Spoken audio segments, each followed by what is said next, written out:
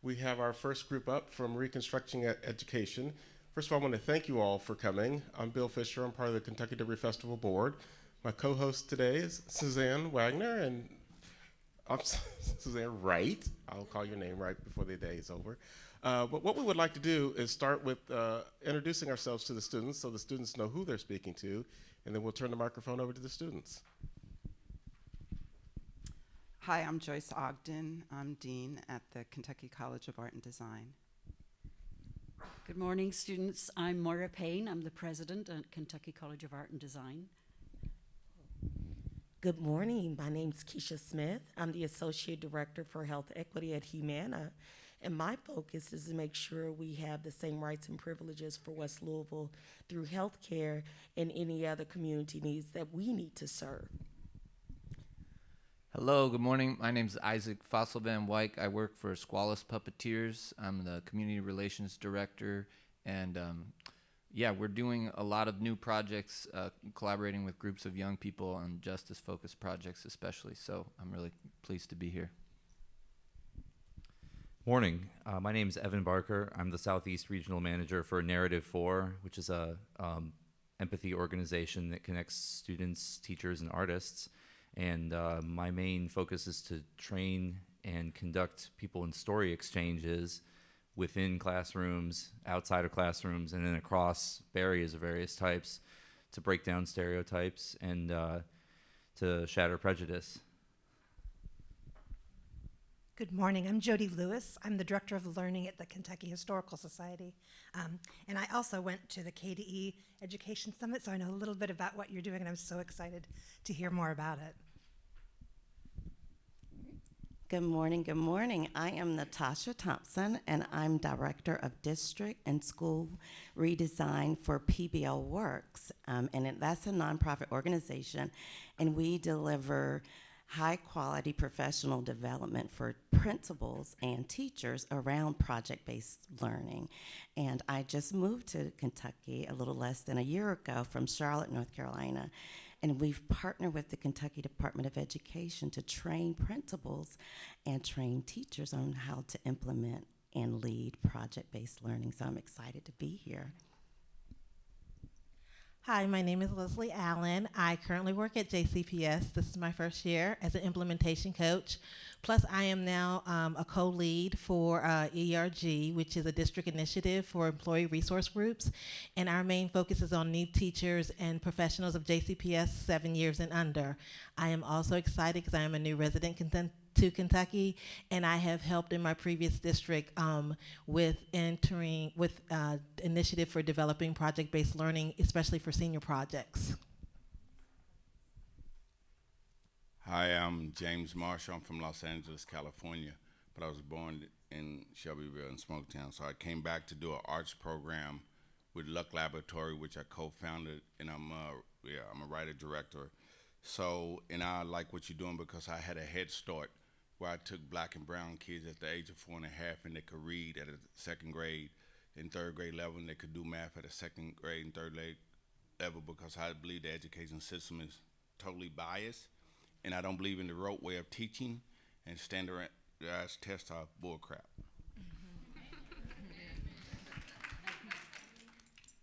Hello, I'm Monique Lavon. I am a science teacher at Nativity Academy at St. Boniface.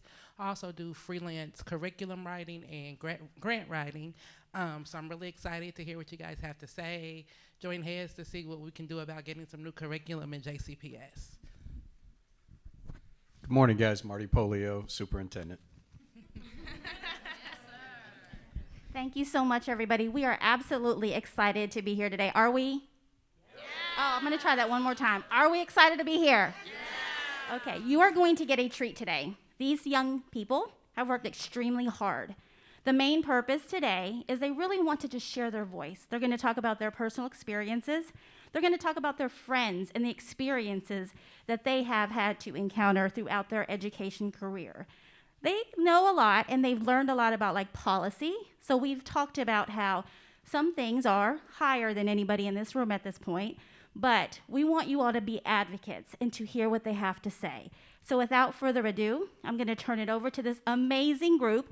You have pom-poms, so if you hear something that just compels you to do a cheer, a little silent one, please feel free to do so. Thank you so much. It's on you.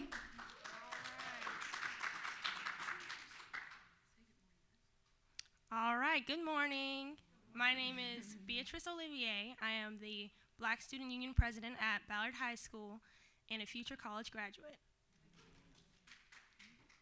My name is Janiyah Watkins, and I'm the Vice President of BSU at Butler Traditional High School, and I am an advocate for normalizing that we build a world where mental health is a priority.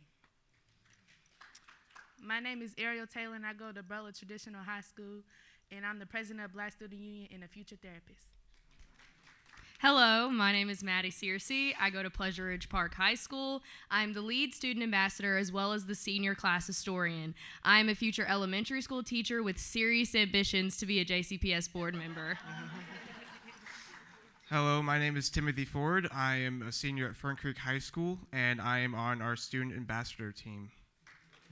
Hello, my name is Jada Wells. I'm a student at Ballard High School. I'm also the Black Student Union President at Ballard High School, and I am a chef and future activist. Hi, my name is China Snorton, and I'm a chairman at the BSU at Butler Traditional High School, and I'm a future criminal psychologist. We are a group of high school seniors from across JCPS who are passionate about equitable, inclusive, and supportive schools. We all attended the Commissioners Education Summit in early November. We were inspired by the speakers and content and came away with thoughts on how JCPS could innovate to better support students. And we are Reconstructing Education. We've come together today to advocate for ourselves, our education, and every student in Kentucky. We are focusing on mental health, On diversity within the curriculum, and on student voice and agency.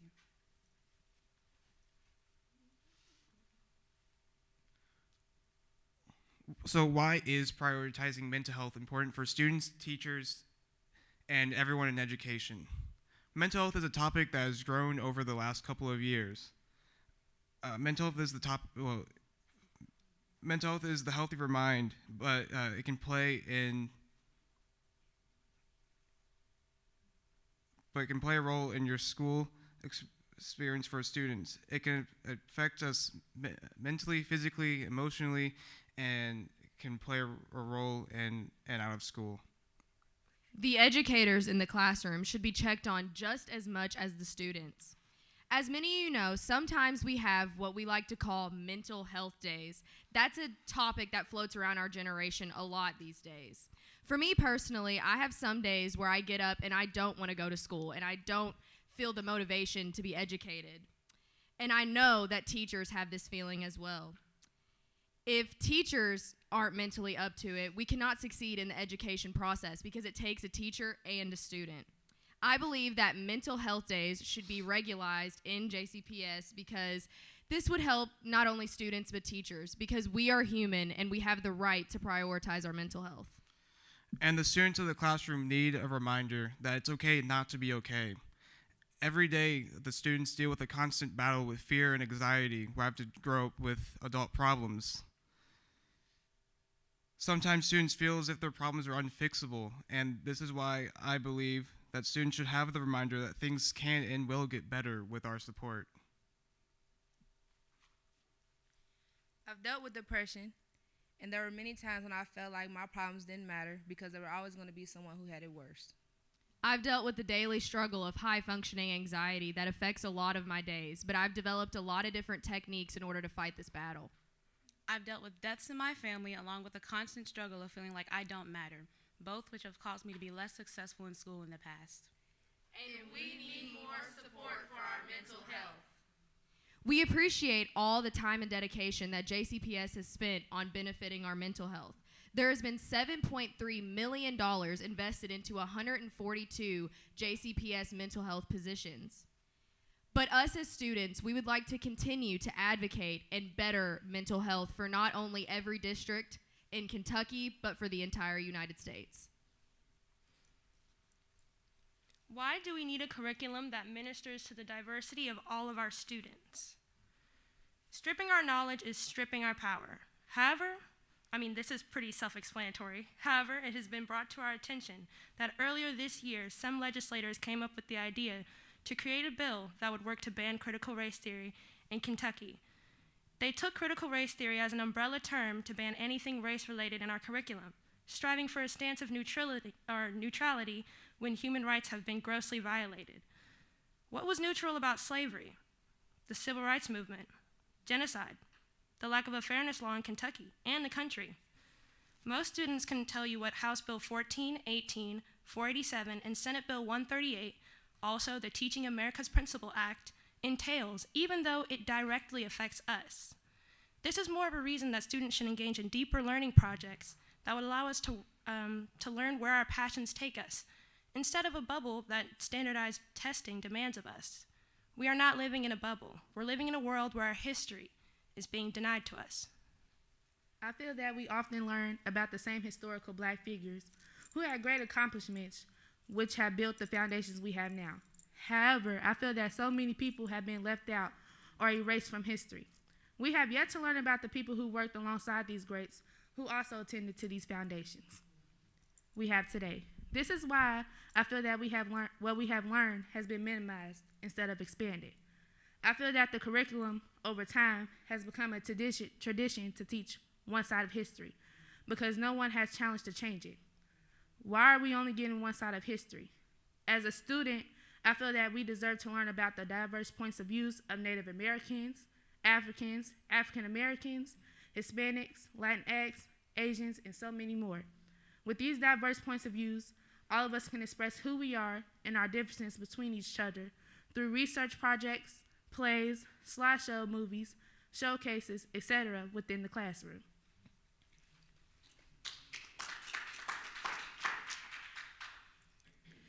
We are often taught the causes of history and not the effects. Looking at the history of Kentucky, I have learned that it is and was very segregated because the effects of history that are still happening now have yet to be dealt with. Slavery created a curriculum of division instead of unity because the students and what they're being taught, between the students and what they're being taught, because if we as Black students are being taught about everyone else but ourselves, how is it beneficial to us? Jim Crow has caused a shortage of Black teachers throughout our history, and I've questioned throughout my life, why don't I have any Black teachers? As a student, I feel that we thrive most when seeing and having the support of our own kind throughout our schools. Representation matters.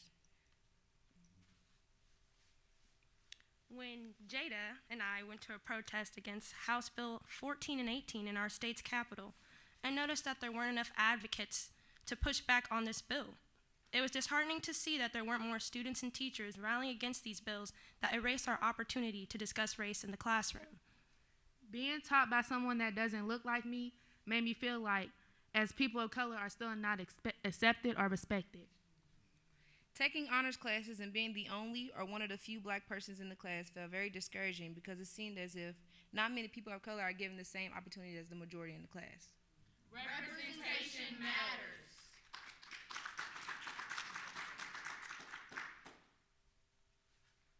From our peers, you've heard plenty of fixable issues we have with education, but they all tie into student voice and agency. Why is student voice and agency essential in our education system? And what is the freedom of speech without the critical thinking and confidence to back it up?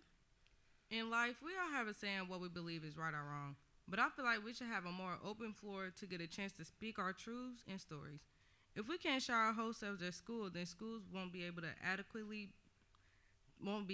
able to attend to us. We are the curriculum. We are the curriculum. As the leaders of our education systems, you all have a big say in what we learn and how we learn it. And for the most part, we conform with the expectations set out for us without any input from us. But do you see the slight problem with the situation of students not having more say in how and what we learn? Changes have to be made to improve how student voices are incorporated in how and what we learn. First, we need to be more creative and giving more time and space to principal advisory committees in middle and high schools. Students are still the most important stakeholder in education, and we are the least consulted. If we have more say in what we learn, how we learn it, we will learn it better. We will be more passionate about our learning, and we will build the confidence within ourselves. We need a say in how our schools engage and teach us. We need a say in our own school culture. We need a table. We need a table. Growing up, I was not given the opportunity to share my voice at school. This resulted in me not being a more confident person all around. Throughout my years in school, I've had many different ideas that I would like to display upon the public. This year, as a senior, I've had multiple opportunities to speak my ideas outside of the school environment. But as I said, only as a senior have I had these opportunities. If I had these opportunities sooner, I could make a difference in my and your world much faster. I wish I had a space to express myself in school. Some schools wear a uniform, which isn't a problem, but students can't wear certain shoes or accessories or any self-defining items. At my school, the dress code isn't as enforced as it used to be. At one point, my school even banned some common black hairstyles. That has changed. However, we still can't decorate our caps for graduation. This plays a big role on how we leave our mark on our own educational journeys and our personal rites of passage. There are many rules in plenty of traditional schools that stop students from expressing themselves freely. Why is me being me so threatening to some people being charged?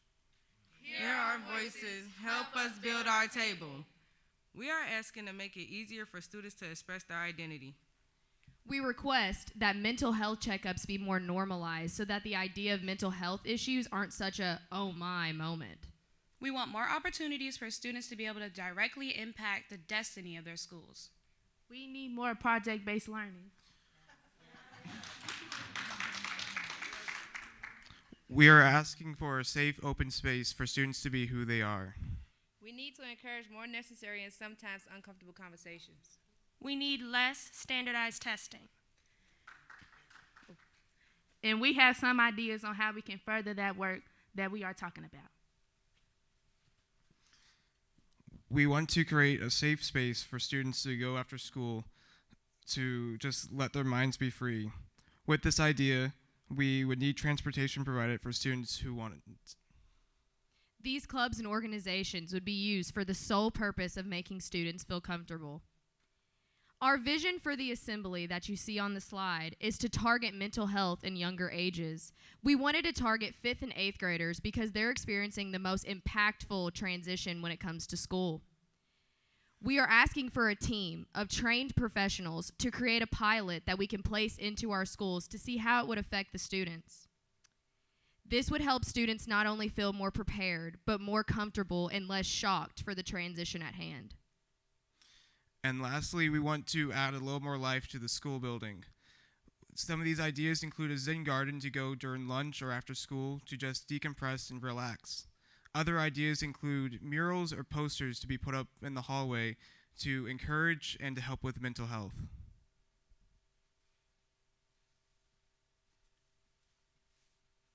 We want to prioritize deeper learning, project-based learning, and have less standardized testing.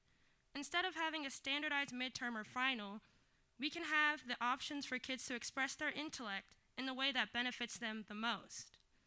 Making standardized testing less frequent throughout the year. We're asking for senior seminar that would give us space for basic life skills.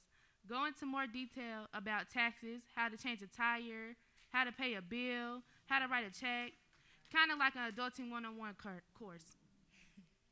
We're asking for integrated classes to keep from having 2 or 3 different schools in one. We're asking for all subjects to be taught through diverse voices and perspectives. We should read more books by Black, Asian, Latinx authors, current events classes, or a Google Classroom tab that updates students on our current events should be a more common practice. Offer a wider range of history and cultural social studies classes. We should also make AP classes more accessible to low-income students.